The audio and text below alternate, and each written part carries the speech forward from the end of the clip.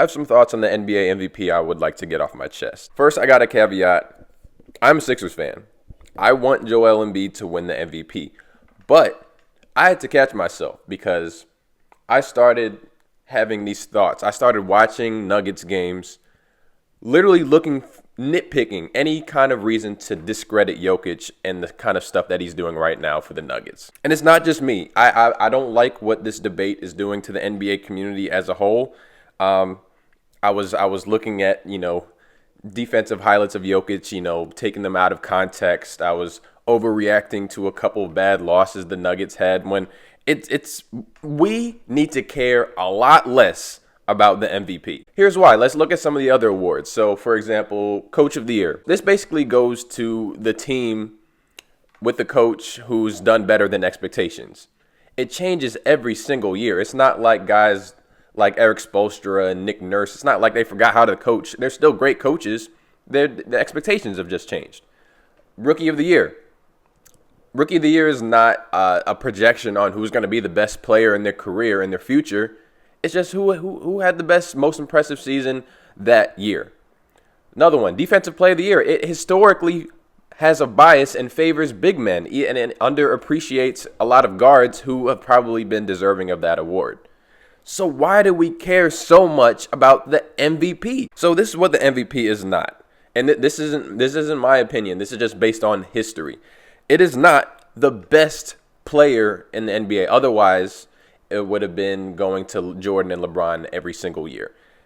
It's not that. It is also not a projection on who will do the best in the postseason. Just because this player got bounced in the first round doesn't mean he wasn't deserving of the MVP. It's a regular season award. So what the MVP is, however, is some combination of these three things. It's a combination of standings, stats, and narrative. And actually, just now, I'm getting a notification from Sham saying that the NBPA is going to factor in games played. So, we can call those stats counting stats. Let's call it that. I'd also like to say that, bias exists.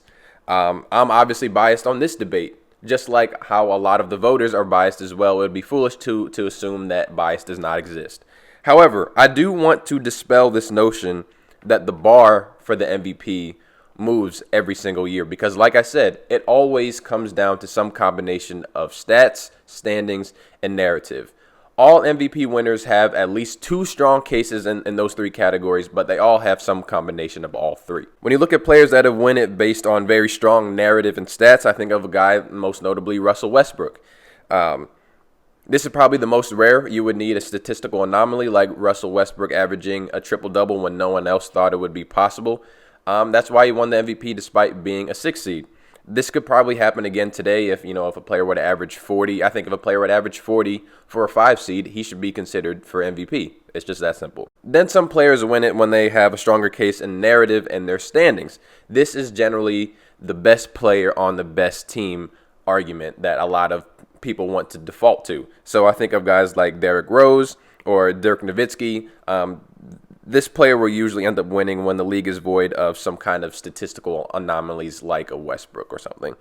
And then there are guys that have just too good of stats on too successful of a team that it doesn't really matter what the narrative is. You can't not give these guys MVP.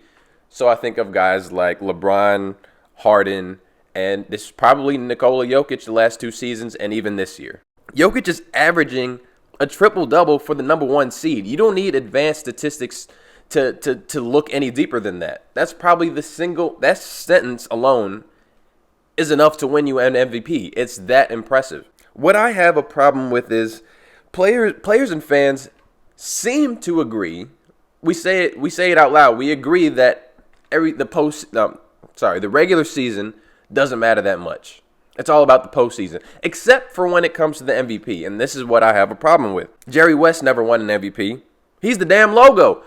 Dwayne Wade has never won an MVP, and he's still considered a top 3 or 4 shooting guard of all time. Who else didn't win MVP? Elgin Baylor, he didn't win one. Oh, how about this? Isaiah Thomas. I consider him a better point guard, and I think a lot of people would agree, a better point guard than Steve Nash. He just he wasn't better than Magic or Larry Bird. That's why Isaiah Thomas of the Pistons never won any MVPs. I don't have much more of a point than this Don't let the MVP race distort your view of the game. Don't let regular season accolades ruin basketball.